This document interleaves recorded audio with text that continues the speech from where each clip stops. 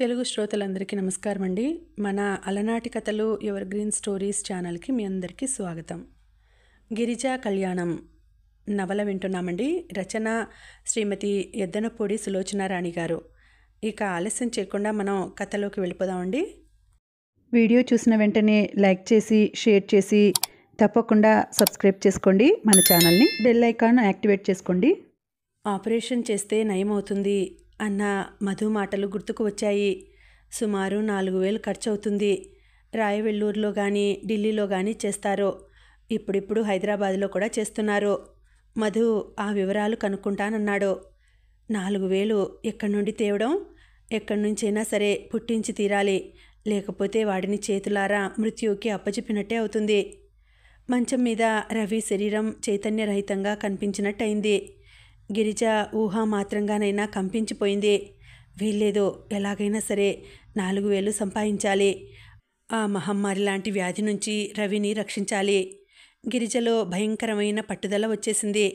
నీ ధైర్యం ఎంత ఉందో తెలుసుకోవడానికి భగవంతుడు ఒక చిన్న పరీక్ష పెట్టాడు అన్న మధు మాటలు గుర్తుకు వచ్చాయి. గిరిజ ఈ పరీక్షలో నెగ్గడానికి దృఢంగా నిశ్చయించుకుంది. ఆ రోజు నుంచి గిరిజ 4,000 కూడబెట్టడానికి చేయని ప్రయత్నం లేదు, పడని తాపత్రయం లేదు. మొదట సీతారామయ్య గారిని వెళ్ళి ఎక్కడైనా అప్పు ఇప్పించమని అడిగింది. 4,000? ఆయన ఆశ్చర్యంగా చూశాడు. ఎవరిస్తారు? నువ్వు ఎలా తీర్చగలవు అనే నమ్మకం మీద ఇస్తారు అన్నాడు. గిరిజ సమాధానం చెప్పలేకపోయింది. అతి కష్టం మీద ఆయన 400 ఇచ్చాడు. వాళ్ళని వీళ్ళని అడిగితే మరో 200 రూపాయలైనాయి. పోగు చేసిన ఈ డబ్బు కూడా నిలవటం లేదు. రవికి, మందులకి, టానిక్కులకి కరిగిపోతూనే ఉంది. గిరిజ అతి కష్టం మీద 6 నెలలకి 500 రూపాయలు కూడబెట్టగలిగింది. గిరిజ తాపత్రయం చూస్తుంటే మధుమూర్తికి ఎంతో జాలి వేస్తోంది. గిరిజ, నాకు ఉద్యోగం దొరికితే ఎంత బాగుంటుంది కదూ అనేవాడు. అతను BA పాస్ అయ్యి ఉద్యోగాన్వేషణలో ఉన్నాడు. తిరిగి తిరిగి చెప్పులు అరుగుతున్నాయే తప్ప ఎక్కడా ఉద్యోగమే దొరకలేదు. మధుమూర్తి చెల్లెలు లక్ష్మి, గిరిజ ఇద్దరూ స్నేహితురాళ్ళు. లక్ష్మికి పెళ్ళయి 4 ఏళ్లయింది. 3 పిల్లలు. చిన్నప్పటి నుంచి ఏ కాస్త కష్టం వచ్చినా లక్ష్మికి చెప్పడం అలవాటు. లక్ష్మి పెళ్ళయి అత్తవారింటికి వెళ్లడంతో మధుమూర్తి చనువయ్యాడు. అందులో తమ్ముడికి ఈ సుస్థి వచ్చిన తర్వాత గిరిజ ప్రతి చిన్న విషయానికి సలహా కోసం అతని దగ్గరికి వెళ్ళడం బాగా అలవాటైంది. గిరిజ 10 సార్లు కొడుకు కోసం రావటం మధుమూర్తి తల్లి అయిన వరమ్మకి ఇష్టం లేదు. కొడుకు పెళ్లి గురించి ఆవిడ ఎన్నో ఆశలు పెట్టుకుంది. మధు గిరిజల మధ్య ఎక్కువ అవుతున్న ఈ చనువు ఇంకెక్కడికి దారితీస్తుందోనని ఆవిడికి భయం. అందుకే ఆవిడ గిరిజ వచ్చినప్పుడల్లా సూటిపోటి మాటలతో ఏదో ఒకటి అంటూనే ఉంటుంది. మధు తల్లి మాటలు లక్ష్య పెట్టవద్దంటాడు. లక్ష్మికి కూడా ఉత్తరాల్లో అదే రాస్తుంటుంది. గిరిజకి స్వతహాగా స్వాభిమానం ఉంది. తను ఎవరిని ఏమీ అనదు. ఎవరైనా మాట తూలి అంటే భరించి ఊరుకోదు. గిరిజ జాకెట్లు వీలైనన్ని ఎక్కువ తీసుకొని కుడుతోంది. బుట్టలు అల్లుతూనే ఉంది. ఒక్క నిమిషం కూడా వృధా చేయడం లేదు. అట్లా పనిచేస్తే నీ కళ్ళు ఎందుకు పనికిరాకుండా పోతాయి అంటూ మధు మందలించేవాడు. ఒక్కోసారి గిరిజ చేతుల్లో వైర్ బ్యాగ్ లాగి అవతల పారేసేవాడు. గిరిజ రోజుకి 10 సార్లైనా తన దగ్గరున్న డబ్బు లెక్క పెట్టేది. ఇంకెంత జమ చేయాలో గుర్తు చేసుకునేది. ఒకరోజు గిరిజ జాకెట్ కత్తిరించడానికి మోడల్ కత్తిరింపుకి ఒక పేపర్ నేల మీద పెట్టి కత్తిరిస్తోంది. కత్తెరతో కత్తిరిస్తున్న గిరిజ దృష్టి యథాలాపంగా పేపర్ మీద పడింది. అక్కడ ఒక అతని బొమ్మ ఉంది. దాని క్రింద ఒక ప్రకటన ఉంది. అతను కుంటివాడట. ఆపరేషన్ చేస్తే కాలు వస్తుందట. డబ్బు దానం చేయమని అర్థిస్తూ రాశాడు. ఆ ప్రకటనని గిరిజ అలాగే చూస్తూ కూర్చుండిపోయింది. గిరిజ మనసులో నుంచి జాకెట్ కొలతలు, వివరాలు రూపు లేకుండా మాయమైనాయి. సాయంత్రం మధు వచ్చేసరికి గిరిజ ప్రకటన వ్రాస్తూ కూర్చుంది. ఏమిటిది అన్నాడు మధు. గిరిజ చెప్పింది. మధు నవ్వాడు. నువ్వు ఒట్టి పిచ్చిదానివి. డబ్బు పంపిస్తారని నీకు ఆశ? ప్రయత్నం చేయడంలో తప్పే ఉంది. సరే, నీ ఇష్టం. కానీ పత్రికలో ప్రకటన వేయడానికి డబ్బు అవుతుంది. తెలుసు. గిరిజ కూడబెట్టిన డబ్బులో నుంచి తీసి తెచ్చి ఇచ్చింది. ఏదైనా చేయాలి అంటే ఆలోచన మాత్రమే గిరిజది. దాన్ని కార్యాచరణలో చూపించడం అంతా మధుదే. వెంటనే ప్రకటన ఇచ్చారు. గిరిజ ప్రకటనకి సమాధానంగా మనీ ఆర్డర్ల కంటే ఉత్తరాలు ఎక్కువ రాసాగాయి. ఒకతను రాశాడు. గిరిజ గారికి నమస్కారం. మీ ప్రకటన చూశాను. మీ పట్ల సానుభూతితో నా హృదయం ద్రవించిపోతోంది. కానీ నేను నిస్సహాయుడిని. ఎందుకంటే నేను నిరుద్యోగిని. నాకు ఉద్యోగం రాగానే నా మొదటి జీతం మీకు పంపిస్తాను. మీతో పరిచయం చేసుకోవాలని నాకెంతగానో ఉంది. తప్పకుండా ఉత్తరం రాస్తారు కదూ? గిరిజ ఆ ఉత్తరం పట్ల రవంత కూడా ఆసక్తి లేనట్టు పక్కన పడేసింది. ఇంకో ఉత్తరం వచ్చింది. ఆ నీలం రంగు కాగితం, ఫోన్ నంబరు కాస్త దర్జాగానే ఉన్నాయి. గిరిజగారు, తమ్ముడు సుస్థిగా ఉన్నాడని మీరు మరీ అంత కృంగిపోనవసరం లేదు. నేను మీకు డబ్బు సాయం చేయలేను, కానీ మీరు డబ్బు సంపాదించగల మార్గం చూపించగలను. మీరు వచ్చి స్వయంగా నాతో మాట్లాడనిదే మాత్రం ఈ విషయం ఎవరికీ చెప్పవద్దు. గిరిజ ఆ అడ్రస్ వెతుక్కుంటూ వెళ్ళింది. తెల్లటి బట్టలు వేసుకున్న ఒక బట్టతల పెద్ద మనిషి ఉన్నాడు. అతను ఇంగ్లీషు ధారాళంగా మాట్లాడుతున్నాడు. గిరిజ తను ఫలానా అని చెప్పగానే, ఓ మీరా, రండి రండి అంటూ ఎంతో మర్యాదలు చేశాడు. గిరిజ వద్దంటున్నా కాఫీ తెప్పించి ఇచ్చాడు. గిరిజకి డబ్బు సంపాదించే మార్గం ఏమిటో చెప్పాడు. హోటల్కి ఆడపిల్లల్ని సప్లై చేస్తాడట. గిరిజ సాయంకాలం 6 గంటలకి వస్తే తెల్లవారేసరికి ఇంటికి వెళ్ళిపోవచ్చునట. ఒక రాత్రికి 150 రూపాయలు. గిరిజని స్పెషల్ కేసుగా ట్రీట్ చేసి 200 రూపాయలు ఇప్పిస్తానన్నాడు. గిరిజ ముఖం ఎర్రబడిపోయింది. కళ్ళు రోషాగ్నితో ప్రజ్వరిల్లినాయి. ఇదా మీరు చెప్పే మార్గం? నా తమ్ముడికి ఆపరేషన్ చేయించలేకపోతే ఇంత విషం మింగి చస్తాను, అంతేకాని అంటూ అతను రాసిన ఉత్తరం తీసి ముక్కలు చేసి అతని ముఖాన కొట్టి వచ్చింది. గిరిజ ఇంటికి వచ్చిన తర్వాత కూడా ఆ అవమానం మర్చిపోలేకపోతోంది. ఏడుస్తూ కూర్చుంది. మధుమూర్తి వచ్చాడు. గిరిజా అని పిలిచాడు. గిరిజ తలెత్తింది. మధుమూర్తి దగ్గర ఏ విషయమైనా దాచటం అలవాట్లేదు. అందులో మనసు కుతకతలాడిపోతోందేమో. సాయంత్రం తనకెదురైన భయంకరమైన అనుభవం గురించి చెప్పేసింది. అతను చాలా బాధపడ్డాడు. నువ్వు డబ్బు యావలో పడి మరీ ఉచితానుచితాలు మర్చిపోతే ఎలా? నాకు తెలియకుండా అసలు ఎందుకు వెళ్ళావు అంటూ మందలించాడు. ప్రకటనకి సమాధానంగా రోజూ పోస్టు వస్తూనే ఉంది. ఒకతను రాశాడు, గిరిజాదేవి, మీ తమ్ముడికి వైద్యం చేయించలేను నేను, కానీ మీ తమ్ముడు పోతే ఒంటరిదాన్ని అవుతాననే దిగులు మాత్రం మీకు లేకుండా చేయగలను. మిమ్మల్ని నేను పెళ్లాడతాను. నాకు మీ కుటుంబంతో పని లేదు, కట్నం అవసరం లేదు అంటూ రాశాడు. నేనిప్పుడు పెళ్లి కోసం ఏడుస్తున్నానా? గిరిజ ఆ ఉత్తరం గిరాటు కొట్టింది. ఒక మనీ ఆర్డర్ వచ్చింది. ఒక 10 సంవత్సరాల పాప చేసింది. కాన్వెంట్లో చదువుతోందట. తన ఫ్రెండ్స్ని అడిగి చందాలు పోగు చేసి పంపింది. గిరిజగారికి, దేవుడు మీ తమ్ముడి ఆరోగ్యం చక్కపరచాలని నేను నా స్నేహితులు ప్రార్థిస్తున్నాం. పద్మిని. గిరిజ చెమర్చిన కళ్ళతో ఆ ఉత్తరం ముద్దు పెట్టుకుంది. వెంటనే పద్మినికి ఉత్తరం రాసింది. చెల్లి, నువ్వు పంపిన మనీ ఆర్డర్ అందింది. దేవుడు నిన్ను చల్లగా చూడాలి. నువ్వు బాగా చదువుకొని పెద్దయ్యి పేద ప్రజలకి ఇలాగే ఎన్నెన్నో గొప్ప సహాయాలు చేయాలి. ఒక మిలిటరీ అతను 100 రూపాయలు పంపాడు. నా అనేవాళ్లు లేని బాధ ఏమిటో నాకు తెలుసు. మీకు ఆ బాధ రాకూడదని మనసారా కోరుకుంటున్నాను. ఇట్లా 10, 25 వస్తూనే ఉన్నాయి. అవన్నీ కలిపితే 434 రూపాయలు మాత్రమే అయినాయి. ఈ ప్రకటన గురించి ఎంతో ఆతృతగా ఎదురుచూసిన గిరిజకి ఇది చాలా ఆశాభంగమే అయింది. మధు, మళ్ళీ ఇంకో ప్రకటన ఇద్దాం అంది. ఇంకో ప్రకటన? ఇప్పటికి ఖర్చయిన డబ్బు చాలదా? ఇంకొక్కసారి ప్రయత్నిద్దాం. ఆంధ్ర డైలీ పెద్ద సర్క్యులేషన్ పేపర్ కదా, ఒక్కదానిలో ఇచ్చి చూద్దాం. నా అదృష్టాన్ని ఇంకొకసారి పరీక్ష చేసి చూసుకుంటాను అంది. అదృష్టమా? అలా అనుకుంటే అది రవి అదృష్టమే అవుతుంది. నీకేం సంబంధం? గిరిజ తల తిప్పింది అడ్డంగా. కాదు, ఇది నా అదృష్ట దురదృష్టాల నిర్ణయమే. ఆ ఆపరేషన్ జరగడం అనేది నా అదృష్టం మీదనే ఆధారపడి ఉందని భావిస్తున్నాను నేను, దృఢ చిత్తంతో అంది. మధు మౌనంగా ఉండిపోయాడు. గిరిజ బాధ అతనికి అర్థమైంది. గిరిజ ఉదయం లేచినప్పటి నుంచి మధ్యాహ్నం ఎప్పుడవుతుందా, పోస్టు ఎప్పుడు వస్తుందా అని ఎదురు చూస్తూ ఉంటుంది. అదొక దినచర్యగా అయిపోయింది. ఈరోజు కూడా అదే పని చేస్తోంది. రవి నిద్రపోయాడు. గిరిజ మెల్లగా అతని తలని దిండు మీద జరిపి లేచి వచ్చింది. వైర్ బ్యాగ్ తీసుకుని మళ్ళీ అల్లసాగింది. గిరిజ దృష్టి కొద్దిసేపు రవి మీదనే తదేకంగా నిలిచింది. రవికి తన సుస్థి సంగతి తెలిసింది. తను బ్రతకనని అర్థం చేసుకున్నాడు. గిరిజ పడుతున్న ఆందోళన చూస్తుంటే జాలి వేస్తోంది. తను మినహా అక్కకింకెవ్వరూ లేరనే సంగతి అతని చిన్నారి మనసుకు బాగానే అర్థమైంది. కానీ ఏం చేయాలో తోచలేదు. అక్క తమ్ముళ్ల మధ్య ఉన్న ఆత్మీయత అనిర్వచనీయమైనది. తన ప్రాణం పణంగా పెట్టైనా సరే రవిని దక్కించుకోవాలి. గిరిజకి అహర్నిశలు ఇదే ధ్యాస. రవి కూడా లేకుండా పోతే తనకి ఇక జీవితం అంతా కటిక చీకటే. ఒక్కొక్క రోజు గడుస్తుంటే గిరిజకి బ్యాంకులో డబ్బు అయిపోతున్నంత బాధగా ఉంది. అవును, ఈ ప్రపంచంలో ప్రతి మనిషి జీవితం బ్యాంక్ బ్యాలెన్స్ లాంటిదే. భగవంతుడు వాళ్ళ అదృష్టాన్ని బట్టి ఆయుష్ అనేది డిపాజిట్ చేస్తాడు. గిరిజ పరధ్యానంగా అల్లుతోంది. ఇంతలో పోస్ట్ అన్న కేక గుమ్మంలో నుంచి వినిపించింది. అల్లుతున్న గిరిజ గబాలన అది వదిలేసి దిగ్గున లేచి వెళ్ళింది. అలవాటుగా పోస్ట్ మ్యాన్ కవర్లు గిరాటేసి వెళ్ళిపోలేదు. సంతకం పెట్టాలి అన్నాడు. మనీ ఆర్డరా అంది ఆతృతగా. ఊహూ, రిజిస్టర్ పోస్టు అన్నాడు నెంబర్ చూస్తూ. రిజిస్టర్ పోస్టా? గిరిజ ముఖంలో ఆశాభంగం ఎదురైంది. కొంతమంది ఉత్తరాలే రిజిస్టర్ పోస్టులో రాస్తారు. సాధారణంగా డబ్బు పంపిన వాళ్ళకంటే పంపని వాళ్ళవే ఉత్తరాలు సుదీర్ఘంగా ఉంటాయి. గిరిజ సంతకం పెట్టి ఉత్తరం తీసుకుంది.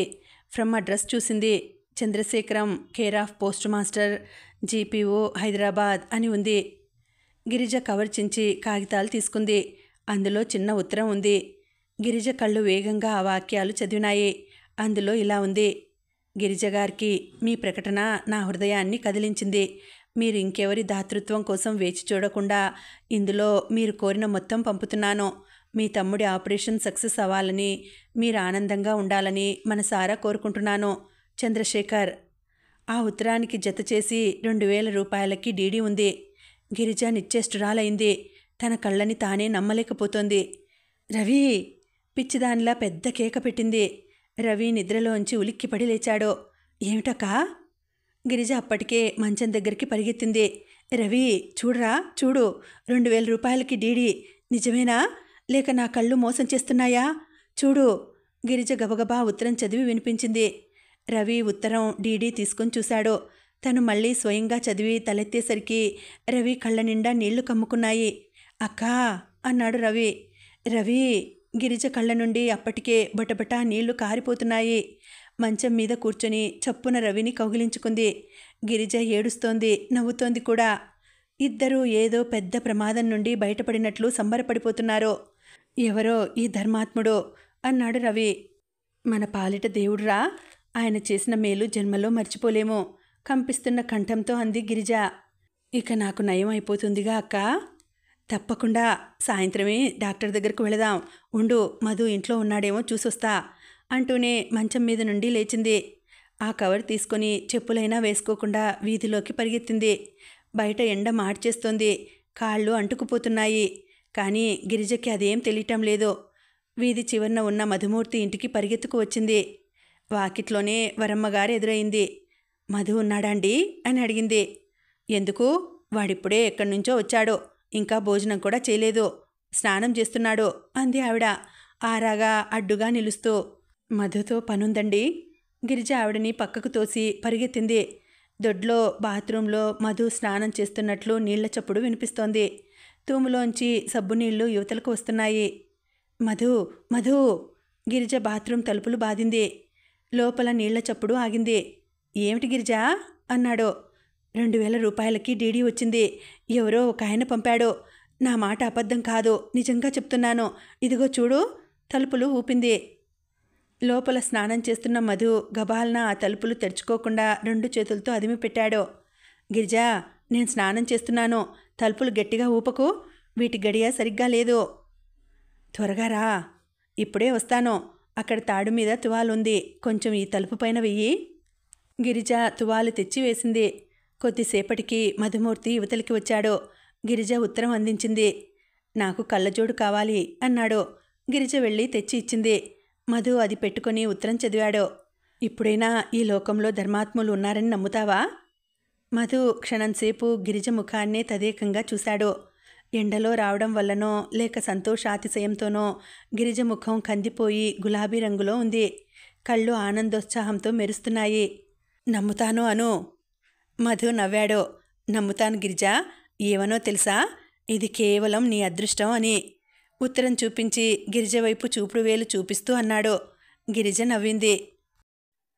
రాజగోపాలరావు గారు సిల్కు పంచె, లాల్చీ, జరీ అంచు ఉత్తరీయం ధరించి ప్రయాణానికి సిద్ధమయ్యారు. ఆయన సూట్ కేస్ సర్ది సిద్ధంగా ఉంది. కారు పోర్టికోలో సిద్ధంగా ఉంది. ఆయన మాటిమాటికి టైం చూసుకుంటున్నారు. సాయన్నా, ఏడి చందు రానేలేదే? అదే అర్థం కావడం లేదు బాబు. మధ్యాహ్నం అనగా వెళ్ళారు. స్నేహితులందరికీ ఫోన్ చేశారా? మేనేజర్ని అడిగారు. అందరినీ కనుక్కున్నాను, ఎక్కడా లేడు అన్నారాయన. ఆయన నిట్టూర్చాడు. టైం అయిపోతోంది అన్నారాయన. చిన్నబాబు ఎప్పుడూ ఇంతే, ఎదురుగా నిలబడితే మాటలతో మనల్ని కరిగించేస్తారో, చేతులతో మండిపోయేలా చేస్తారో అన్నాడు సాయన్న. ఇంతలో ఫోన్ గణగణ మోగింది. రాజగోపాలరావు గారు ఫోన్ తీసి హలో అన్నారు. అవతల నుంచి చందు గొంతు కంగారుగా వినిపించింది. తాతయ్య, రమేష్కి యాక్సిడెంట్ అయింది, చాలా సీరియస్గా ఉంది, నేనింటికి రాలేను అన్నాడు. ఆయనకి చాలా కోపం వచ్చింది. మన ఊరి ప్రయాణం మర్చిపోయావా నువ్వు? సారీ తాతయ్య, దేవుడిలా చేస్తాడని నేను కలలో కూడా అనుకోలేదు. నేనేం చేయను? నీ ఫ్రెండ్స్ ఎప్పుడూ ఉంటారో, ఈ ప్రయాణం మరోసారి రాదు. తాతయ్య, సృష్టిలో తీయనిది స్నేహమేనోయ్ అన్నారు. ఈ స్థితిలో వాడిని వదిలేసి వస్తే నేను మనిషిని కాదు, రాక్షసున్నన్నమాటే. నువ్వే చెప్పు. రావు బహదూర్ రాజగోపాలరావు గారి మనవడు హృదయం లేని పాషాణం అనిపించుకోవడం నీకు బాగుంటుందా? Chandu, don't talk nonsense. ఇంటికి రా. మీ అత్తయ్యకి వస్తున్నామని ఉత్తరం రాశాం. ఆవిడ ఏమనుకుంటుందో ఆలోచించు. ఏమనుకుంటుంది తాతయ్య? ప్రాణ స్నేహితుడు యాక్సిడెంట్ అయ్యి దెబ్బలు తగిలి ఉంటే వదిలి రమ్మంటుందా? అలా రమ్మని ఆవిడంటే అలాంటి వ్యక్తికి నేను కొంచెం కూడా గౌరవం ఇవ్వను, అసలే వెళ్ళను. అయితే నువ్వు ఊరు రావన్నమాట. రాలేం తాతయ్య, I am helpless. Shut up. Thank you very much. Chandu వెంటనే ఫోన్ పెట్టేశాడు. చందు, చందు ఆయన ఫోన్లోనే అరిచారు.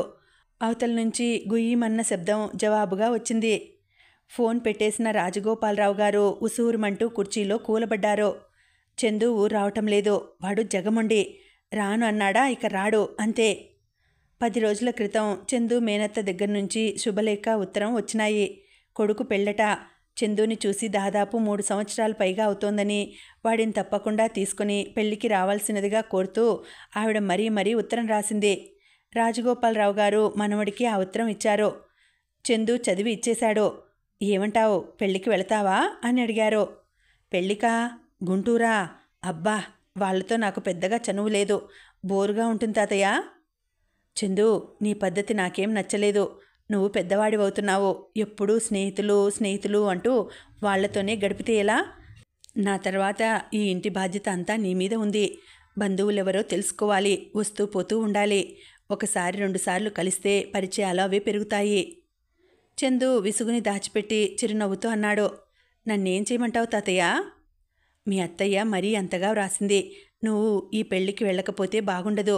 బయలుదేరు. 2 రోజులు ముందు వస్తానని మీ అత్తయ్యకి ఉత్తరం రాయి. నేనా? అవును, నువ్వే. ఏమిటలా చూస్తావు? ఉత్తరం రాయటానికి నాకేం అభ్యంతరం లేదు. ఫ్రెండ్స్కి అయితే రాయగలను, కానీ ఈ బంధువులకి రాయాలంటే ఎలా మొదలు పెట్టాలో కూడా నాకు తెలియలేదు నసుగుతూ చెప్పాడు. సాయన్నా రాజగోపాలరావు గారు కేక పెట్టారు. సాయన్న పరిగెత్తుకు వచ్చాడు. పైకి వెళ్ళి చిన్నబాబు గదిలో లెటర్ ప్యాడ్, పెన్ ఉంటుంది, తీసుకురా అన్నారు. సాయన్న పరుగున వెళ్ళి తెచ్చాడు.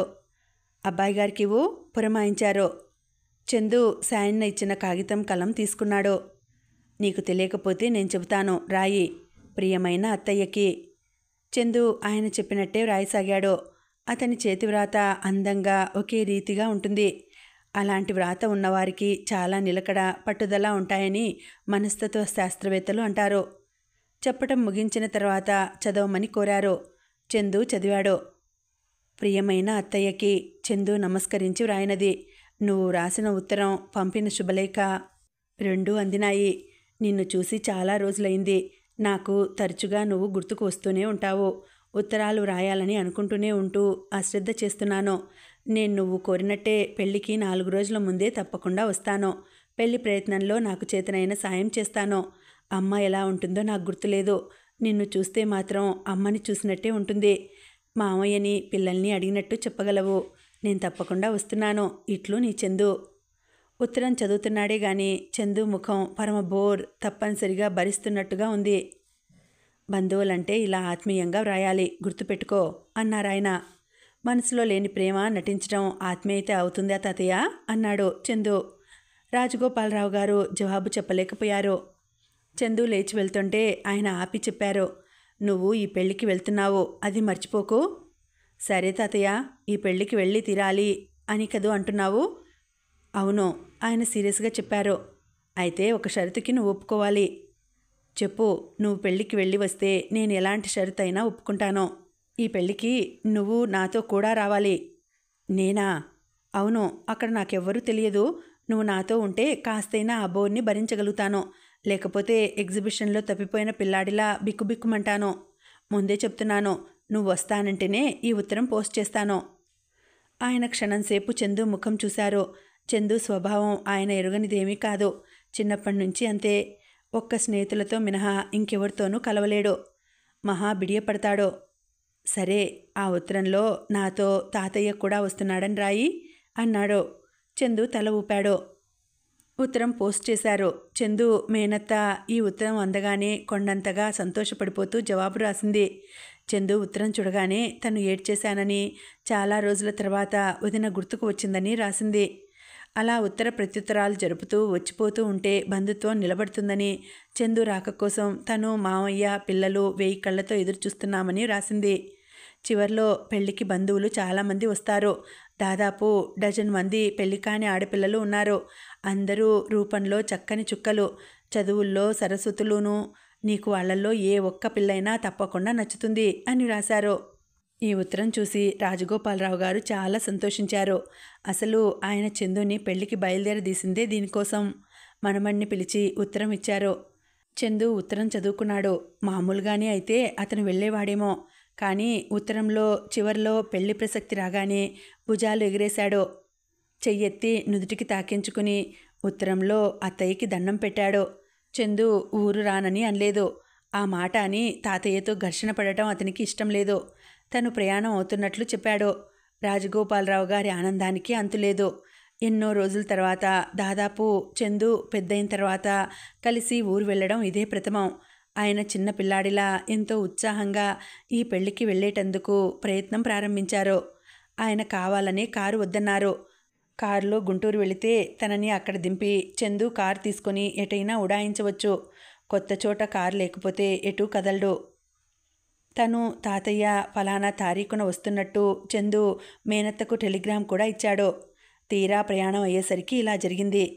రాజగోపాలరావు గారికి చెమటలు పోసినాయి. తను అసలు వాళ్ళకి ఉత్తరం రాయకుండా ఉన్నా పోయేది. అనవసరంగా రాశాడు.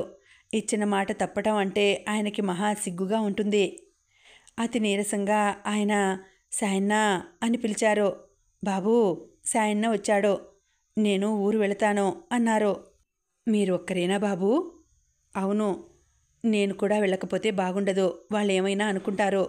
అసలు ఈ పెళ్ళికి తను వస్తానన్నాడు కదా అని నేను బయలుదేరాను. తీరా ఆఖరి నిమిషంలో రాను పొమ్మన్నాడు. నేను తప్పకుండా వస్తానని వాళ్ళకి ఉత్తరం రాశాను కూడా. సరే, ఏం చేస్తాం? వాడి తరపున అందరికీ సంజాయిషి ఇచ్చుకోవటం నాకు అలవాటిగా. వస్తాను అన్నారు. ఆయన వెళ్ళి కారులో కూర్చున్నారు. కారు కదిలింది. ఆయనకి ఈ ప్రయాణం గురించి అనుకున్న ఉత్సాహం అంతా చచ్చిపోయింది. సాయంత్రం అయింది. అమ్మవారి గుడిలో రోజు కంటే ఆ వేళ రద్దీ ఎక్కువగా ఉంది. గిరిజ ఇస్త్రీ చీర కట్టుకుని జడలో పూలు పెట్టుకుని ముస్తాబు అయింది. రవిని వెంటబెట్టుకుని రిక్షాలో గుడికి వచ్చింది.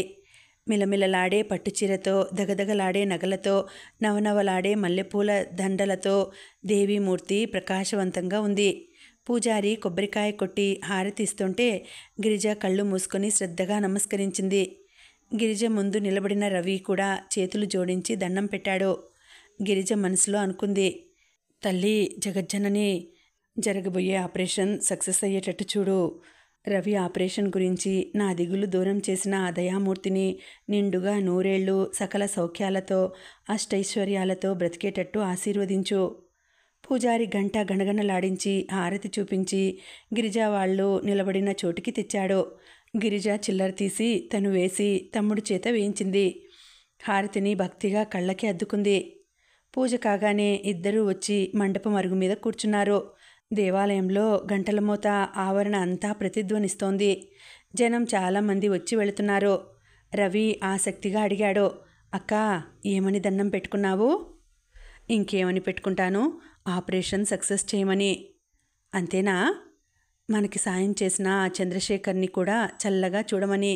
నువ్వేమని కోరుకున్నావురా? చెప్పనా?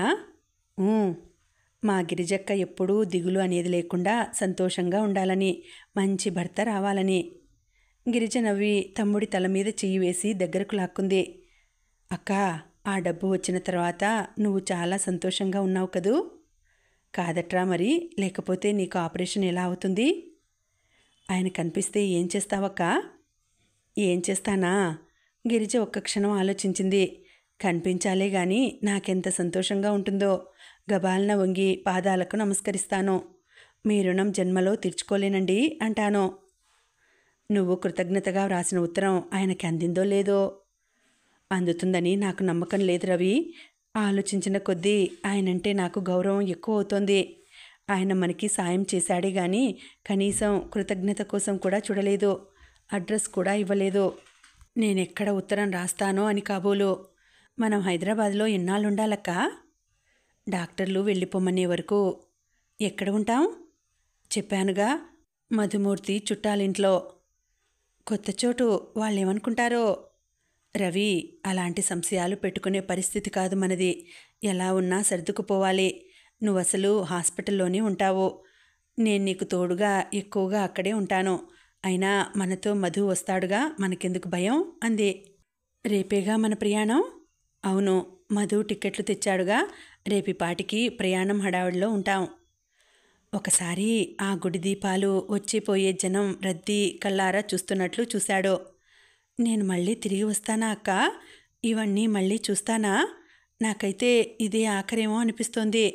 గిరిజ చప్పున తమ్ముడి తలను పట్టిలాగి గుండెలకి గట్టిగా అదుముకుంది. చిచి, ఏమిట్రా ఆ మాటలు? మనం ఎందుకు తిరిగిరాము? తప్పక తిరిగి వస్తాం. నాకు బాగా ధైర్యంగా ఉంది అంటుండగానే గిరిజ కళ్ళల్లో కూడా నీళ్లు తిరిగాయి. పైపైకి వాడికి ధైర్యం చెబుతోంది గాని ఆ మాట గుర్తుకు వచ్చినప్పుడల్లా గిరిజ గుండెలు గజగజలాడుతూనే ఉన్నాయి. ఇద్దరూ రిక్షా ఎక్కి ఇంటికి వచ్చారు. గిరిజ రవికి అన్నం పెట్టింది. రేపే ప్రయాణం. ఇంకా బట్టలు ఇస్త్రీ చేసుకోవాలి, ఇల్లు సర్దాలి, ఎన్నో పనులు ఉన్నాయి. రాత్రి పొద్దుపోయింది. గిరిజ పనంతా ముగించుకొని వచ్చేసరికి రవి నిద్రపోయాడు. మంచం మీద పడుకోబోతున్న గిరిజ ఒక్క క్షణం ఆగింది. నిద్రపోతున్న తమ్ముణ్ణి తదేకంగా చూసింది. తర్వాత అల్మారాలో ఉన్న పూజ కుంకుమ తీసి వేలితో తన కనుబొమ్మల మధ్య పెట్టుకుంది. మరి కాస్త తెచ్చి నిద్రపోతున్న రవి నుదుటన పెట్టింది. అల్మారా తలుపులు మూయబోతుండగా మళ్ళీ ఆగింది. కుంకుమ వేళ్లతో పట్టుకుని పెట్టె దగ్గరకు వెళ్ళింది. ఎడం చేత్తో అది తెరిచి అడుగున ఉన్న ఉత్తరం తీసింది. దాన్ని మరోసారి చదివి ఉత్తరం చివరిలో చంద్రశేఖర్ అని సంతకం ఉన్న చోట బొట్టు పెట్టింది. తర్వాత ఉత్తరం ఆ కుంకుమతో మడిచి పెట్టేసింది. గిరిజకి ఎందుకోగాని ఆ ఉత్తరం ప్రాణాధికంగా అయింది. మర్నాడు గిరిజ వంట చేస్తోంది. మధుమూర్తి, గిరిజా, గుడ్ న్యూస్ అన్నాడు. ఏమిటది? ఇటు చూడు, కాగితం చూపించాడు. అతనికి ఏలూరులో ఉద్యోగం వచ్చింది. 24 గంటల లోపల వచ్చి జాయిన్ అవ్వమని ఆర్డర్ అది. కంగ్రాచ్యులేషన్స్, ఎంత శుభవార్త! ఉండు, ఇప్పుడే వస్తాను. గిరిజ లోపలికి పరిగెత్తి డబ్బాలో పంచదార గుప్పెట్తో తెచ్చి అతని నోట్లో పోసింది. మీ అమ్మకి చెప్పావా అంది. ఊహూ, ఇక్కడ హెడ్ ఆఫీస్లో ఇప్పుడే ఆర్డర్ తీసుకున్నాను. ఇంకా ఇంటికి వెళ్ళలేదు. మొదట నీ దగ్గరికే పరిగెత్తుకు వచ్చాను. గిరిజ ముఖంలో హఠాత్తుగా ఆనందం ఎగిరిపోయింది. భయాందోళనలు కమ్ముకున్నాయి. రేపు వెళ్ళి జాయిన్ అవ్వాలా? అవును, ఈ రాత్రి బస్సుకి బయలుదేరతాను. మధు, మన ఊరి ప్రయాణం మర్చిపోయావా? నువ్వు నాతో వస్తున్నావుగా? అతని ముఖం క్షణంసేపు ఆనందం తుడిచివేసినట్టు అయింది. అవును గిరిజ, నేను కూడా అదే ఆలోచిస్తున్నాను. ఈ ఉద్యోగమేమో ఇప్పుడే వచ్చింది, వెళ్ళకపోతే పోతుంది. ఏం చేయమంటావు చెప్పు? నన్ను నీతో రమ్మని అంటే నేను వచ్చేస్తాను. కానీ ఉద్యోగం మంచిది, వెళ్ళకపోతే పోతుందేమో. నా సందేహం కూడా అదే. నీవు హైదరాబాద్ వెళ్ళటానికి భయం ఏమీ లేదు. వాళ్ళు చాలా మంచివాళ్ళు. నీకు ఏ సాయం కావాలన్నా చేస్తారు. నువ్వు భయపడనవసరం లేదు. నేను ఈ రాత్రికి వెళ్ళిపోయి రేపు ఉద్యోగంలో జాయిన్ అయ్యి 2 రోజులు చేసి సెలవు పెట్టి వచ్చేస్తాను. సరేనా? సరే, నువ్వు మనస్ఫూర్తిగా వెళ్ళమంటేనే వెళ్తాను. వెళ్ళు మధు. నిజంగానే చెప్తున్నావా? గిరిజ తల ఊపింది. మధు గిరిజ హైదరాబాద్లో రైలు దిగగానే మలక్పేటలో ఉన్న తన బంధువుల ఇంటికి ఎలా వెళ్లాలో వివరంగా వ్రాసి ఇచ్చాడు. నేనిప్పుడే వాళ్ళకి టెలిగ్రామ్ ఇస్తాను అన్నాడు. మధుమూర్తి వెళ్ళిపోయాడు. అసలే ఆందోళనగా ఉన్న గిరిజకి మనసు మరింత వేదనగా తయారైంది. ఆపరేషన్ గురించే భయంగా ఉంది. మధు తన వెంట ఉంటే కాస్త నిశ్చింత. ఆ ఉద్యోగం కూడా ఇప్పుడే రావాలా? గిరిజ నిట్టూర్చింది. కానీ నిండా మునిగిన వాళ్ళకి ఇక చలేముంది. ఈ పరిస్థితిని తను ఒంటరిగా ధైర్యంగా ఎదుర్కోవడానికే నిశ్చయించుకుంది. అసలు ఆపరేషన్ మొదట రాయవెల్లూరులో చేద్దామని అనుకున్నారు. కానీ ఇక్కడ డాక్టర్కి హైదరాబాద్లో తెలిసిన డాక్టరు ఒక స్నేహితుడు ఉండడంతో హైదరాబాద్ అని మార్చుకున్నారు. బొంబాయి నుంచి హార్ట్ స్పెషలిస్టు వస్తాడట. ఆ టైంకి రవి అక్కడ ఉండే ఏర్పాటు చేశారు. హైదరాబాద్లో మధుమూర్తి బంధువులు కూడా ఉన్నారు. కొత్త చోట ఇబ్బంది లేకుండా సులభంగా ఉంటుందని భావించారు. ఆఖరి నిమిషంలో మధుమూర్తి ప్రయాణం ఇలా అయింది. పరీక్షలంటూ ప్రారంభమైతే అవి ఊపిరాడకుండా అడుగడుక్కి ఎదురవుతాయి. మనిషి సహనాన్ని నిర్దయగా బాధిస్తాయి అనుకుంది గిరిజ. రాత్రి అయింది. విజయవాడ రైల్వే స్టేషన్ ఎప్పటిలాగానే చాలా రద్దీగా ఉంది. ప్లాట్ఫారం మీద ప్రయాణికులు సామాను పట్టుకుని లింక్ ఎక్స్ప్రెస్ కోసం వేచి చూస్తున్నారు. ప్లాట్ఫారం అంతా తోపుడు బళ్లతో, టీ బండులతో, వేరుశెనక్కాయలు, బిస్కెట్స్ అమ్మేవారితో గందరగోళంగా ఉంది. ఒక్క క్షణం అక్కడ నిలబడి చూస్తే మనిషి జీవితానికి ఆ ప్లాట్ఫారానికి ఎంతో సంబంధం ఉన్నట్లుగా అనిపిస్తుంది. ప్లాట్ఫారం మీద ఎవరెవరో అపరిచితులు వస్తుంటారు, పోతుంటారు. కానీ ప్రయాణికులు మాత్రం ఎవరికి వారు ఒంటరిగా, ఎవరికీ సంబంధం లేనట్టుగా నిలబడి చూస్తుంటారు. నిజ జీవితంలో కూడా అంతే. ఎంతోమంది బంధువులు, మిత్రులు, పరిచయస్తులు అనేక మంది ఉంటారు. ఎంతమంది ఉన్నా మనిషి తనకి తాను ఒంటరివాడే.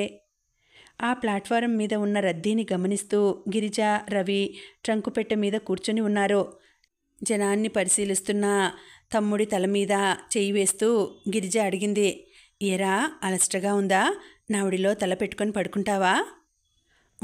అవసరం లేదు. ఇంతలో అక్కడికి ఒక ఆయన వచ్చాడు. ఆయన శరీరపు రంగు దెబ్బపండు ఛాయలో ఉంది. భారీగా ఉన్నాడు. ఆయన వేసుకున్న తెల్లటి బట్టలు, వేసుకున్న ఖరీదైన డైమండ్ ఉంగరం, వాచి ఆయన శ్రీమంతుడని ఇట్టే తెలియజేస్తున్నాయి. ఆయన జుట్టు వెండి మబ్బుల్లా తెల్లగా నెరిసిన చక్కటి క్రాఫ్గా ఉంది. ఆయన చేతిలో బ్రీఫ్ కేస్ మినహా ఇంకే సామాను లేదు. గిరిజా వాళ్ళు కూర్చున్న చోటుకి దగ్గరలోనే ఒక సిమెంట్ బెంచ్ ఉంది. అంత క్రితం దాని మీద కూర్చొని కబుర్లు చెప్పుకుంటున్న కుర్రాళ్ళు చాయ్ తాగుదాం చలో అంటూ లేచి వెళ్ళిపోయారు. ఆయన వచ్చి బ్రీఫ్ కేస్ పక్కన పెట్టుకుని ఆ బెంచ్ మీద కూర్చున్నాడు. కాలు మీద కాలు వేసుకుని వెనక్కి ఆనుకొని కూర్చుని ఉన్న ఆయన కూడా వచ్చిపోయే జనాన్ని చూస్తున్నాడు. కుడిపాదం అలవోకగా ఆడిస్తుంటే నల్లటి మెత్తటి చెప్పు లైట్ వెలుతురులో మెరుస్తూ ఆయన తెల్లటి పాదాన్ని మరింత తెల్లగా చూపిస్తోంది. గిరిజ వైపు, రవి వైపు యథాలాపంగా చూశారాయన. పైట కొంగుని జడ క్రింద నుంచి భుజం మీదుగా ముందుకు లాక్కొని పొందికగా కూర్చుని ఉంది గిరిజ. చెవులకి ఏమీ లేవు. చేతులకి ఆకుపచ్చటి మట్టి గాజులు ఉన్నాయి. కట్టుకున్న చీర సామాన్యమైనదైనా ఆ కట్టుకోవడంలోనే దానికి లేని అందం వచ్చింది. కొంతమంది ఆడపిల్లల్ని చూస్తే వారిలో ఉన్న ఆరోగ్యమే వారికి 1000 ఆభరణాల అలంకరణ అనిపిస్తుంది. చెవుల మీదకి వదులుగా జారిన జుట్టు చెంపల నునుపుని, బిగువుని రెట్టింపు చేసి చూపిస్తోంది. ముఖాన గుండ్రని బొట్టులో చామన ఛాయగా అతి నిరాడంబరంగా ఉన్న ఆ అమ్మాయి ప్రక్కన కూర్చున్న ఆ కుర్రాడిలో ఆ అమ్మాయి పోలికలు స్పష్టంగా కనిపిస్తున్నాయి. బహుశా అక్కా తమ్ముడు అయి ఉంటారు. లింక్ ఎక్స్ప్రెస్ 5 నిమిషాల్లో ప్లాట్ఫారం మీదికి రాబోతున్నట్టుగా మైక్లో తెలుగులో, హిందీలో, ఇంగ్లీష్లో అనౌన్స్మెంట్ వినిపించింది. పిల్లా జల్లాలతో తట్టాబుట్టా సామాను ఉన్నవాళ్లు హడావిడిగా లేచారు. కూలీలు పెట్టెలు, బెడ్డింగులు నెత్తిన పెట్టుకుని సిద్ధంగా ఉన్నారు. ఇంతలో రైలు వచ్చి ఆగింది. ప్లాట్ఫారం అంతా ఒక్కసారిగా జనసమ్మర్దంతో కిటకిటలాడిపోయింది. ప్రయాణికులు సీట్ల కోసం పరిగెత్తుతున్నారు. వెంట వచ్చిన వాళ్ళు అప్పగింతలు చెబుతున్నారు. రవి, నువ్విక్కడ కూర్చో, నేను వెళ్ళి మన సీట్లు ఏ పెట్టెలో ఉన్నాయో వెతికి వస్తాను అంది గిరిజ. రవి తల ఊపాడు. గిరిజ వెళ్ళింది. సీట్లు రిజర్వేషన్ పేర్లతో ఏ పెట్టెలో ఉన్నాయో వెతుక్కోవాలి. ఓ చెంప టైం అయిపోతోంది. గిరిజ పేరుగల వాళ్ళు 4 ఉన్నారు.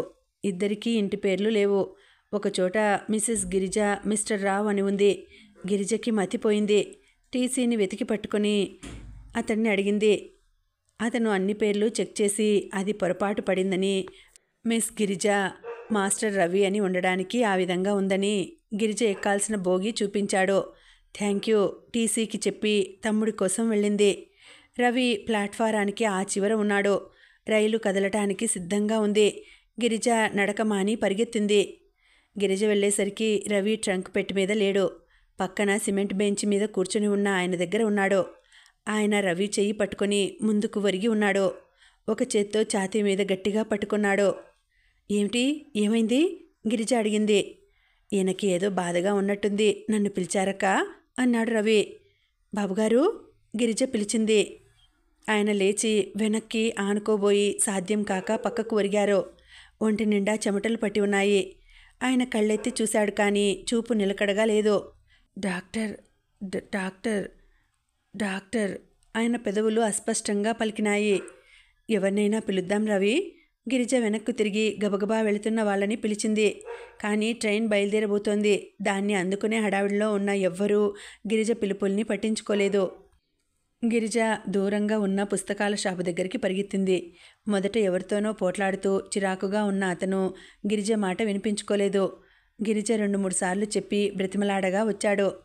గిరిజ వెంటబెట్టుకుని వచ్చిన అతను ఆయన్ని చూశాడు. వెంటనే బయటికి పరిగెత్తి టీసీని తీసుకువచ్చాడు. అతను డాక్టర్కి ఫోన్ చేయటానికి గబగబా వెళ్ళాడు. ఆయన గిరిజ చేతిని గట్టిగా పట్టుకొని వదల్లేదు. పాపం, వెంట ఎవరూ లేరు కూడా అన్నాడు రవి సానుభూతిగా. మనం చేయగలిగిన సాయం చేద్దాం రవి, అంది గిరిజ. టీసీ డాక్టర్కి ఫోన్ చేశానని, ఆయన వస్తున్నారని చెప్పి 2 రైల్వే కూలీలని పిలిచి వాళ్ళ సాయంతో ఆయనను వెయిటింగ్ రూమ్లోకి చేర్చి పక్క మీద పడుకోబెట్టారు. ఆయన చెయ్యి గిరిజ చెయ్యిని వదల్లేదు. గిరిజ విదిలించి విడిపించుకోనూ లేదు. డాక్టర్ వచ్చారు. ఆయన్ని పరీక్ష చేస్తున్నాడు. కిటికీలో నుంచి చూస్తున్న రవి అరిచాడు, అక్కా, ట్రైన్ వెళ్ళిపోతోంది. గిరిజ కిటికీ దగ్గరకు పరిగెత్తుకు వచ్చింది. ట్రైన్ విజిల్ వేసుకుంటూ వెళ్ళిపోతూనే ఉంది. గిరిజ నిశ్చేష్టురాలైనట్టు చూస్తూ నిలబడిపోయింది. ఇప్పుడెలా అన్నాడు రవి ఆదుర్దాగా చూస్తూ. ఇంకో ట్రైన్కి వెళ్ళాలి, అంతే, ఇంకేం చేస్తాం? నూతిలో నుంచి మాట్లాడుతున్నంత నీరసంగా అంది గిరిజ.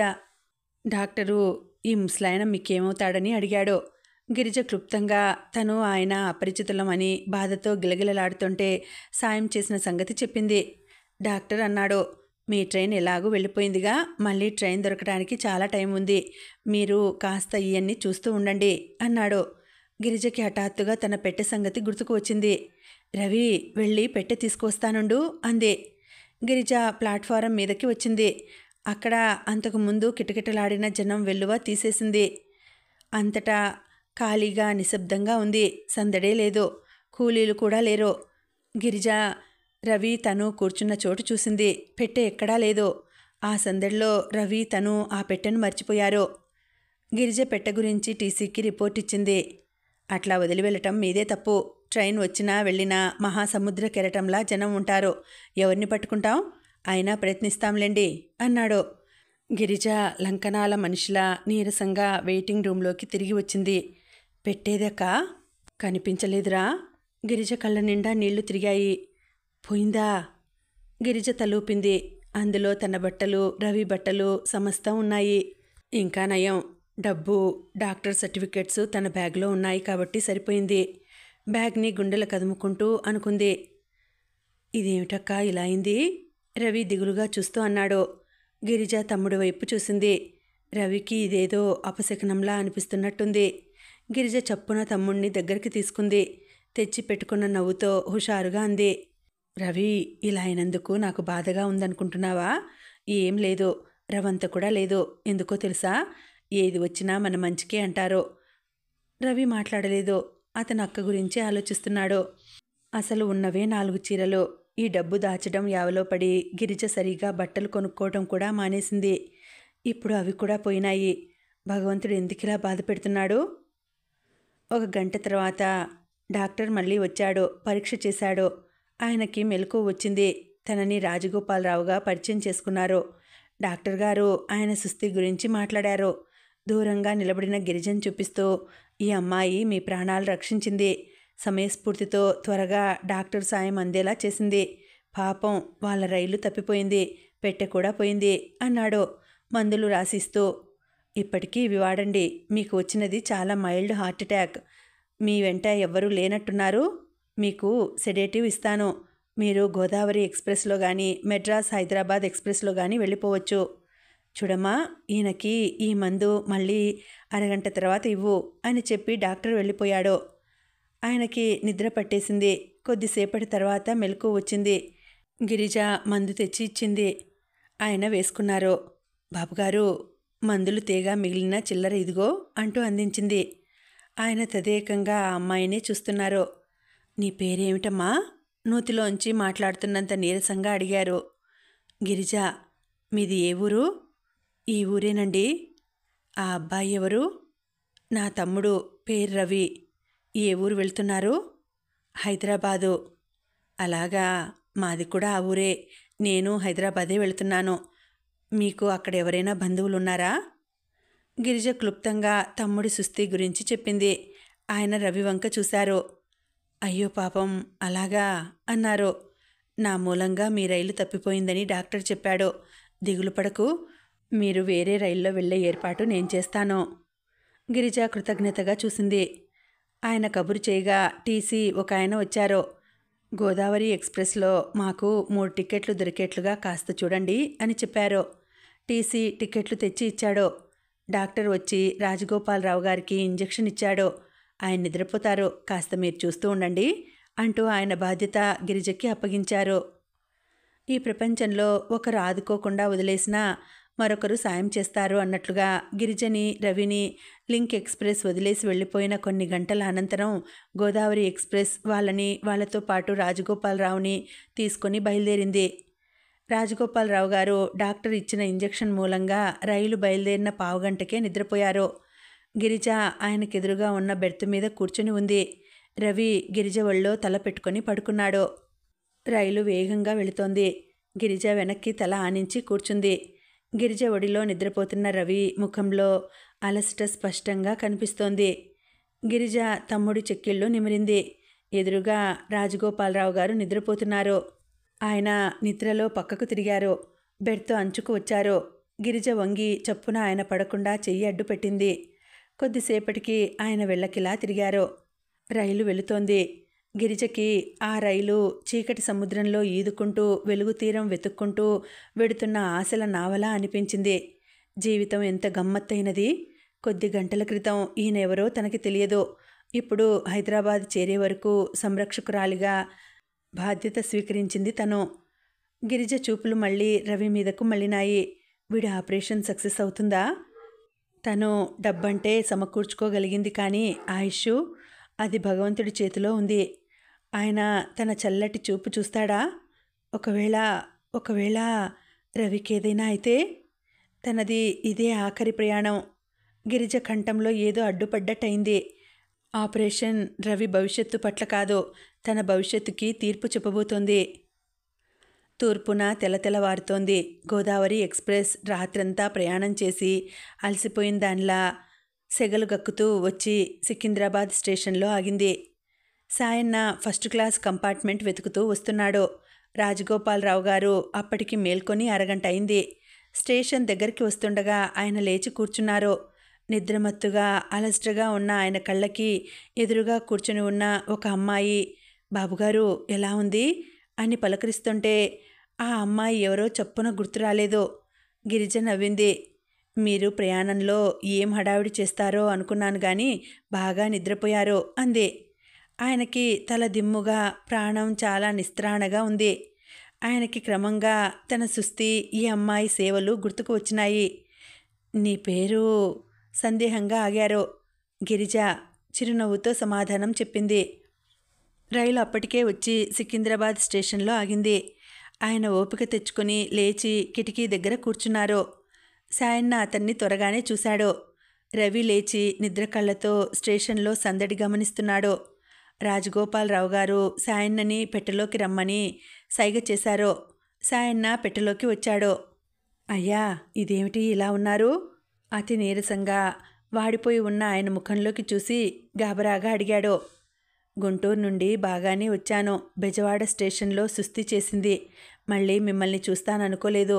దేవుడి దయవలన బ్రతికి బయటపడ్డాను. గుంటూరు నుంచి టెలిగ్రామ్ వచ్చింది. మళ్ళీ బెజవాడ నుంచి వేరే ట్రైన్లో వస్తున్నట్టు టెలిగ్రామ్ వచ్చింది. అదే నాకు అర్థం కాలేదు. స్నేహితులు ఎవరైనా చూసి ఆపేశారేమో అనుకున్నాను అన్నాడు సాయన్న. రాజగోపాలరావు గారు అతని చేయి పట్టుకొని లేవబోతుంటే సాయన్న వారించాడు. ఆగండి, మీరు లేవకండి. నేను డ్రైవర్ని పిలుచుకొస్తాను అంటూ గబగబా వెళ్ళాడు. మీరెక్కడికి వెళ్తారమ్మా? సాయన్న వెళ్ళిన తర్వాత ఆయన గిరిజని అడిగారు. గిరిజ బ్యాగ్లో నుండి కాగితం తీసి ఇచ్చింది. దోవ తెలుసా? ఈ ఊరు మేం రావటం ఇదే ప్రథమం. ఇంతలో సాయన్న వెంట డ్రైవర్ గబగబా వచ్చాడు. సాయన్న ఆయన బ్రీఫ్ కేస్ని తీసుకున్నాడు. ఒకవైపు సాయన్న, మరోవైపు డ్రైవర్ భుజాలు ఆసరా ఇవ్వగా ఆయన వాళ్ళిద్దరి మీద బరువు ఆపి లేచారు. ఆయన కంపార్ట్మెంట్లో నుండి దిగబోయే ముందు సాయన్నకు గిరిజన్ చూపించి, సాయన్న, ఈ అమ్మాయి మూలంగానే నాకు సమయానికి డాక్టర్ సహాయం అందింది. పాపం చాలా శ్రమపడింది అన్నారు. సాయన్న గిరిజ వైపు కృతజ్ఞతగా చూశాడు. ఆయన, సాయన్న, డ్రైవరు ఇద్దరూ పూర్తి ఆసరా ఇచ్చి నడిపిస్తుండగా ఎలాగో స్టేషన్ దాటి బయటికి వచ్చారు. గిరిజ, రవి కూడా వాళ్ళ వెంట బయటికి వచ్చారు. బయట ఆయన కోసం తెల్లటి పొడుగాటి కారు వేచి చూస్తోంది. డ్రైవర్ ఆయన్ను పట్టుకునే దాని తలుపు తెరిచాడు. అందులో ఎక్కబోయే ముందు ఆయన సాయన్నతో, ఇదిగో సాయన్న, ఈ అమ్మాయి వాళ్ళకి ఈ ఊరు తెలియదట. నువ్వు ట్యాక్సీలో తీసుకెళ్ళి జాగ్రత్తగా ఇంటి దగ్గర దింపిరా. అడ్రస్ కాగితం ఆ అమ్మాయి దగ్గరుందట అన్నారు. అట్లాగేనయ్యా అన్నాడు. చూడు, ట్యాక్సీకి డబ్బులు నువ్వే ఇవ్వు. ఆయన గిరిజ వైపు చూశారు. వస్తానమ్మా అన్నారు.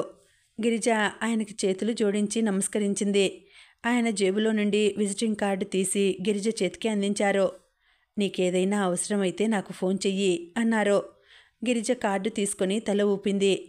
ఆయన కారులో కూర్చున్నారు. డ్రైవర్ డోర్ వేశాడు. తెల్లటి కారు రాజహంసలా రివ్వున వెళ్ళిపోయింది. సాయన్న వెళ్ళి ట్యాక్సీ తీసుకువచ్చాడు. ఎక్కండమ్మా అన్నాడు. రవి, గిరిజ వెనక సీట్లో ఎక్కారు. అడ్రస్ కాగితం ఏదమ్మా అని అడిగాడు సాయన్న. గిరిజ బ్యాగ్ తెరిచి అడ్రస్ కాగితం తీసిచ్చింది.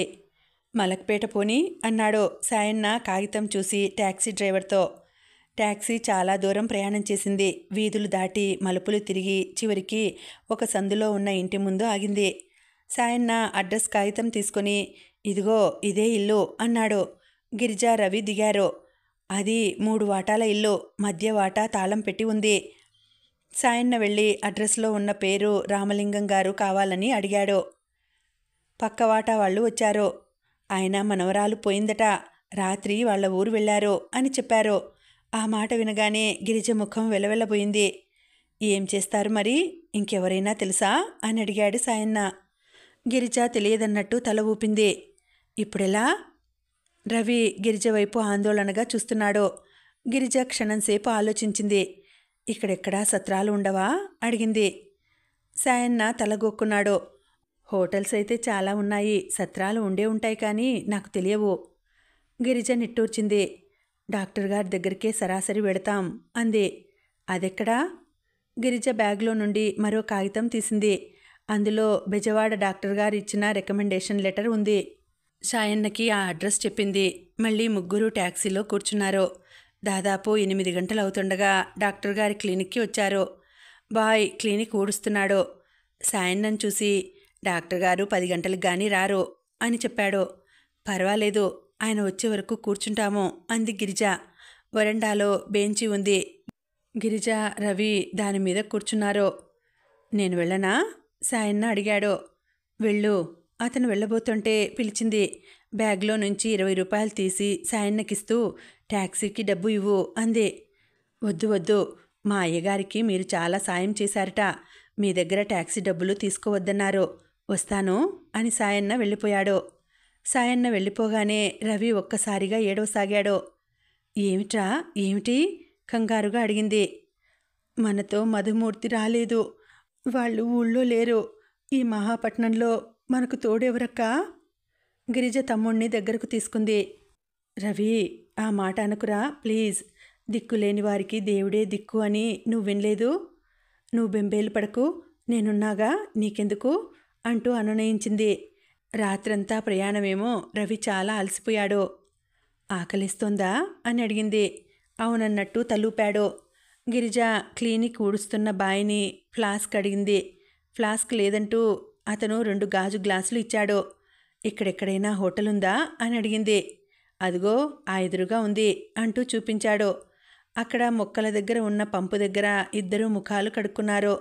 గిరిజ వెళ్ళి గ్లాసులలో కాఫీ తెచ్చి రవి చేత తాగించి తను తాగింది. రవి ఇక కూర్చోలేనట్టు బెంచ్ మీద పడుకున్నాడు. గిరిజ రవి వైపే చూస్తోంది. రవిని ఓదార్చడానికి ఇంత క్రితం ధైర్యవచనాలు గొప్పగా చెప్పింది, కానీ తనకి కూడా లోపల మనసులో భయాందోళనలుగానే ఉన్నాయి. కానీ తనకి తానే ధైర్యం చెప్పుకోసాగింది. నేను పిరికితనం ఎందుకు పోవాలి? అనవసరంగా భయపడుతున్నాను. ఏం చేస్తాం? కొంతమంది జీవితాలు చూస్తే నా అనే అండదండలతో డబ్బు దశకంతో వడ్డించిన విస్తర్లా ఉంటాయి. వాళ్ళు అదృష్టవంతులు. మరికొంతమంది బ్రతుకులు బాగా కష్టపడితే గాని ఆ విస్తర్లోకి అన్నీ సమకూరవు. కష్టపడే ధీశక్తి గల ఏ వ్యక్తికైనా వెరపు అనేది ఆ చుట్టుపక్కల ఉండనే ఉండదు. 10 గంటలు అవుతుండగా డాక్టర్ గారు వచ్చారు. గిరిజ పరిస్థితి విని ఆయన జాలిపడలేదు, విసుక్కున్నాడు. ఇలాంటి కొత్త చోట్లకి వచ్చేటప్పుడు అలా ఒక్క అడ్రస్తో రాకూడదు, 2-3 అడ్రస్లు తెచ్చుకోవాలి. నేను ఆపరేషన్ సంగతి చూడగలను, కానీ మిగతావన్నీ పట్టించుకునేందుకు నాకు తీరుబడేది. రవికి ఆపరేషన్ కూడా ఆయన చేయడు. బొంబాయి నుంచి స్పెషలిస్ట్ ఒక ఆయన వస్తున్నాడు. ఆయన ఇక్కడ వారం రోజులు ఉండి ఇలాంటి కేసులు 4-5 చేసేసి వెళ్ళిపోతాడు. ఆయన తన పని ముగించుకొని గిరిజని రవిని తీసుకెళ్ళి రవిని ఉస్మానియాలో చేర్పించాడు. గిరిజతో, ఇక నా పని అయిపోయింది, అంతా వాళ్లే చూసుకుంటారు. నేను రేపు ఢిల్లీ వెళ్తున్నాను. అక్కడ నాకు కాన్ఫరెన్స్ ఉంది. వారం రోజుల వరకు తిరిగి రాను. ఆపరేషన్ ఎలా అయిందో అక్కడి నుంచి ఫోన్ చేసి తెలుసుకుంటాను అంటుండగానే ఆయన కోసం ఎవరో వచ్చారో. ఆయన వాళ్లతో కలిసి వెళ్ళిపోయారు.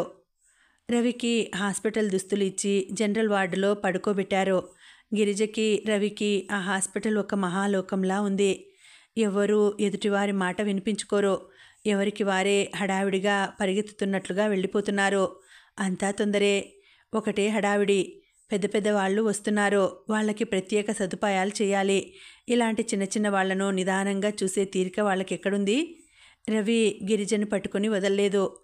అక్కడ మంచాల మీద పడుకున్న రోగుల్లో దీనత్వం, చూడడానికి వచ్చేవారి ముఖాల్లో బాధ. మొత్తానికి అందరి ముఖాలు ఏదో బాధని భరిస్తున్నట్లే ఉన్నాయి. అది జనరల్ వార్డు. ప్రతి రోగికి ప్రక్కనే సాయంగా ఒకరిని ఉండనిస్తారు. ఈ మాట వినగానే గిరిజ హమ్మయ్యా అనుకుంది. రాజా గోపాలరావు గారు ఊరి నుంచి వచ్చి వారం రోజులైంది. ఆయన ఈ వారం రోజులు ఫ్యామిలీ డాక్టర్ గురుమూర్తి చికిత్సతో బాగా కోలుకున్నారు. ఆయనకి సుస్థి చేసిందని తెలిసి చూడటానికి వచ్చిపోయే వారి సంఖ్య ఈరోజే కాస్త తగ్గింది. తాతయ్య సుస్థి పడ్డారని తెలియగానే చందు కూడా కంగు తిన్నాడు. ఈ వారం రోజులు దగ్గరే ఉండి శుశ్రూషలు చేశాడు. ఆయన మనమణ్ణి చూస్తూ అన్నారు, చందు, నువ్వు ఇంటి పట్టున ఉండాలంటే ఎప్పుడూ నాకేదైనా సుస్థి ఉండాలన్నమాట అన్నారు. ఛా, అవేం మాటలు తాతయ్య? ఇలారా. చందు దగ్గరగా వచ్చాడు. ఇలా కూర్చో. చందు మంచం మీద కూర్చున్నాడు.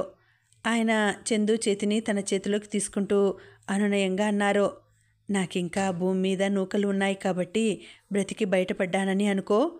అదే ఆ రోజు నాకు ఈ రుణం తీరిపోయినట్టయితే. చందు మాట్లాడలేదు. ఈయన తాపత్రయం ఏమిటో అతనికి అర్థం కాదు. హాయిగా 75 సంవత్సరాలు జీవితాన్ని సకల సుఖాలతో అనుభవించాడు. ఇంకా ఎందుకీ ఆరాటం? నీ పెళ్ళి అయిపోతే నాకు ఎప్పుడు ఎక్కడ పోయినా దిగుల్లేదు. చందు లేవబోయాడు. ఆయన చెయ్యి పట్టి ఆపటంతో మళ్ళీ కూర్చున్నాడు. ఆయన అన్నారు, చందు, నా మాట ఒక్కటి విను. ఈ సృష్టిలో ప్రతిదానికి ఒక నియమం ఉంది. ఈ ప్రాణం అనేది ఉందే, మనం తల్లిదండ్రుల దగ్గర ఎలా పుచ్చుకుంటామో మళ్ళీ మన పిల్లలకి మన ద్వారా సంక్రమించనియాలి. వృద్ధి చెందటం అనేది ఈ ప్రకృతి లక్షణం. నీకు పెళ్లి మీద ఎందుకు ఇష్టం లేదో నాకు అర్థం కాదు. కనీసం నువ్వు ఈ ఇంటిని గురించి అయినా ఆలోచించాలి. ఈ ఇంటి ఆచార వ్యవహారాలుగా కొన్ని సాంప్రదాయాలు ఉన్నాయి. వాటిని శ్రద్ధగా నెరవేర్చే వ్యక్తి కావాలి. ఈ ఇంటిని ఏళ్ల తరబడి నుంచి అంటి పెట్టుకుని విశ్వాసంగా మసులుతున్న సాయన్న, మాలి, వంట మనిషి, పని మనిషి లాంటి నౌకర్లు ఉన్నారు. వాళ్ల మంచి చెడ్డలు చూసేటందుకైనా మనిషి కావాలి. నువ్వు పెళ్లి చేసుకోకపోతే ఈ బాధ్యతలు ఎవరు చూస్తారు? వాటికి ఒక మనిషిని పెట్టుకుంటే సరిపోదా తాతయ్య?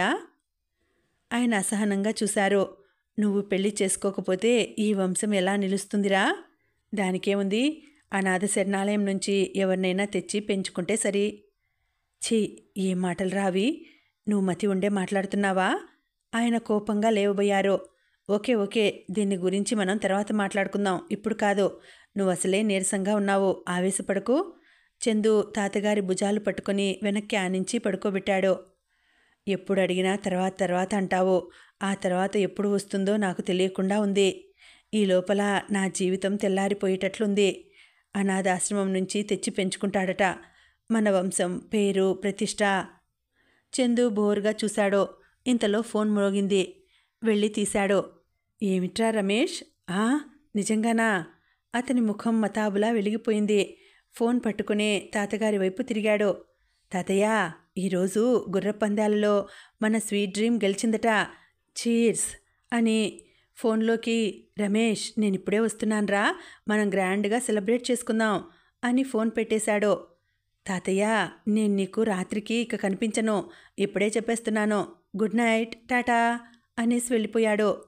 రాజగోపాలరావు గారు నిట్టూర్చారు. వాడి కాలు క్షణం ఇంట్లో నిలవదు. ఒకవేళ నిలిచినా ఆ రాకాసులు ఊరుకోరు. రమ్మనమని పిలుస్తారు. వాళ్ళు పిలిచారంటే చందు పగ్గాలు వేసి పట్టుకున్నా ఆగడు. తెంచుకొని పారిపోతాడు. ఈ కళ్ళతో వీడి పెళ్ళి అనేది చూస్తానా? ఫోన్ మళ్ళీ గనగనలాడింది. మేనేజర్ వచ్చి తీశాడు. డాక్టర్ గారు చేశారండి, మీకే అంటూ ఫోన్ తెచ్చి అందించాడు. హలో అన్నారాయన. అవతల నుంచి వినిపించింది. మీరు చెప్పిన పిల్లాడిని గురించి ఎంక్వైరీ చేశానండి. ఈ రోజుకి తెలుసుకోగలిగాను. ఈరోజు ఉస్మానియాలో 2 హార్ట్ ఆపరేషన్స్ జరుగుతున్నాయి. ఒకటి 40 సంవత్సరాల స్త్రీ, ఈ ఊరే. రెండోది 14 సంవత్సరాల కుర్రాడు, పేరు రవి అట, ఊరు విజయవాడ. ఈ వివరాలు వినగానే ఆయన ముఖం వికసించింది. వాళ్లే అన్నారాయన. డాక్టర్ గారు ఫోన్ పెట్టేశారు. సాయన్నా, నా ఉత్తరయ్యం ఏది? నా చెప్పులెక్కడా అని కేకలు పెట్టారు. ఆ రోజు స్టేషన్లో తను చాలా నిస్సత్తువలో ఉండి ఆ అమ్మాయిని దించి రమ్మని సాయన్నకి అప్పచెప్పారు. ఇంటికి వచ్చిన తర్వాత తను మంచం మీద నుంచి లేవలేదు.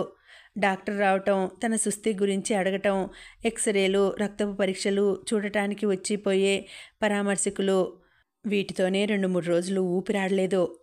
4వ రోజున ఆయనకి కాస్త ఒంటరితనం చిక్కినప్పుడు సాయన్నని గిరిజ గురించి అడిగారు. అడ్రస్ తేలికగా దొరికిందా? ఆ అమ్మాయిని ఇంటి దగ్గర దింపావా? ఏమని చెప్పింది? బత్తాయి రసం తీస్తున్న సాయన్న జరిగిందంతా చెప్పాడు. అది విని రాజగోపాలరావు గారు విస్తుపోయారు. అరెరే, ఎంత పని జరిగింది! వాళ్ళు లేకపోతే సరాసరి మన ఇంటికి తీసుకురాకపోయావా అన్నారు. సాయన్న తలగొక్కున్నాడు. నాకు తోచలేదండి. ఆ అమ్మాయి గారు కూడా అదేమీ అనలేదు. రాజగోపాలరావు గారు అప్పటికప్పుడు సాయన్నకి కారు ఇచ్చి ఆ డాక్టర్ గారి క్లినిక్కి గిరిజ వివరాలు తెలుసుకోవడానికి పంపారు. అరగంటలో సాయన్న తిరిగి వచ్చాడు. డాక్టర్ గారు ఊళ్ళో లేరండి, ఢిల్లీ కాన్ఫరెన్స్కి వెళ్ళారట. వారం రోజుల వరకు తిరిగి రారట. ఆ అమ్మాయి గురించి ఆ కుర్రాడికి తెలియదట. నర్స్ లీవ్లో ఉండి వచ్చిందట, ఆమెకి తెలియదట. ఇది వినగానే ఆయన మరీ కృంగిపోయారు. ఆయనకి మాటిమాటికి గిరిజ ముఖమే కళ్ళ ముందు కనిపిస్తోంది. గిరిజ గుర్తుకు వస్తే తనని తానే క్షమించలేనంత సిగ్గుగా ఉంది. పాపం, తనకి సుస్థి చేసినప్పుడు ఆడపిల్లననే వెరపు లేకుండా రైలు వెళ్ళిపోతుందనే విషయం కూడా లెక్క చేయకుండా ఎంత ఆదుకుంది. తన మూలంగా వాళ్ల పెట్టె కూడా పోయింది. ఇంత ఉపకారం చేసిన అమ్మాయిని ఈ ఊరు రాగానే తను సంబంధం లేనట్లుగా వదిలేసినట్లయింది. చిచి, ఎంత పొరపాటు జరిగిపోయింది. ఆయన తనకి తానే సిగ్గుపడసాగారు. చివరకు ఆ అమ్మాయి మీద కోపం వచ్చింది. తన విజిటింగ్ కార్డు కూడా ఇచ్చాడు. ఒక్కసారి ఫోన్ చేయకూడదు? ఆయన ఎందుకో గాని ఆ విషయం అంతటితో వదిలేయలేకపోయారు. ఆ కుర్రవాడికి పెద్ద ఆపరేషన్ జరుగుతోంది. ఆ అమ్మాయికి తోడు ఎవ్వరూ లేరు. ఈ ఊరు కొత్త అని చెప్పింది. ఒక్కసారి చూసి ధైర్యం చెప్పి రావాలని ఆయనకి మహాతపనగా ఉంది.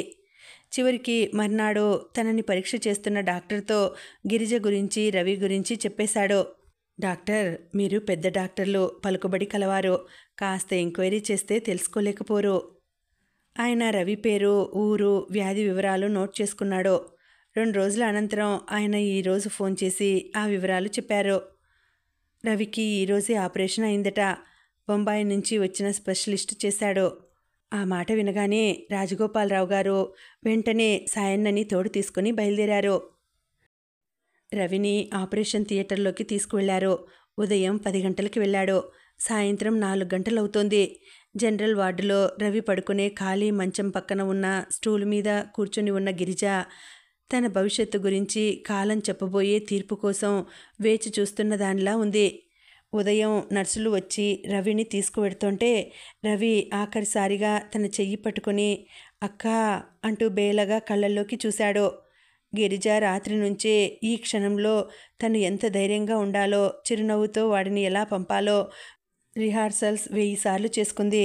అయినా తీరా ఆ క్షణం వచ్చేసరికి ఆ నిశ్చయం అంతా గాల్లోకి ఎగిరిపోయింది. కళ్ళల్లోకి నీళ్లు చివ్వున ఉబికి వచ్చినాయి. రవి బుగ్గ మీద గట్టిగా ముద్దు పెట్టుకుంది. రవి, నువ్వొచ్చే వరకు ఇక్కడే కూర్చొని ఎదురు చూస్తుంటాను అంది. రవి గిరిజ చేతిని గట్టిగా నొక్కాడు. అందులో నేను మళ్ళీ తిరిగి వస్తానా అనే సందేహం కనిపిస్తోంది. గిరిజ పరిగెత్తుకు వెళ్ళి బ్యాగ్ తెరిచి కుంకుమ పొట్లం తీసింది. కుంకుమ తెచ్చి రవి ముఖాన పెట్టింది. రవి గిరిజ చేతిని వదల్లేనట్టు వదిలాడు. నర్సులు రవిని తీసుకువెళ్ళిపోయారు. గిరిజ శక్తి అంతా రవితోనే వెళ్ళిపోయినట్లుగా ఉంది. నీరసంగా మంచం దగ్గరకు తిరిగి వచ్చింది. స్టూలు మీద కూర్చుంది. ఆ ఖాళీ మంచం చూసేసరికి కడుపులో నుంచి దుఃఖపు తెర కెరటంలా తన్నుకు వచ్చేసింది. కొంగులో ముఖం దాచుకుని ఏడ్చేసింది. పక్క బెడ్ మీద ఉన్న ముసలావిడ వచ్చి, ఊరుకో, ఏం చేస్తాం, అంతా దేవుడి దయ, ఎలా ఉంటే అలా జరుగుతుంది అని ఊరడించింది. చుట్టుప్రక్కల రోగులు కూడా గిరిజ వైపు సానుభూతిగా చూస్తున్నారు. స్టూలు మీద కూర్చున్న గిరిజ అలాగే కూర్చుండిపోయింది. గిరిజకి ఆ చుట్టుప్రక్కల జరుగుతున్న సందడి ఏదీ వినిపించడం లేదు. చిన్నప్పటి నుంచి తను రవి కలిసి పెరిగిన సంఘటనలే గుర్తుకు వస్తున్నాయి. ఇంకా ఉందండి, కథ కొనసాగుతుంది. మళ్ళీ వచ్చే వీడియోలో తర్వాతి భాగం తెలుసుకుందామండి. అంతవరకు సెలవు. నమస్తే.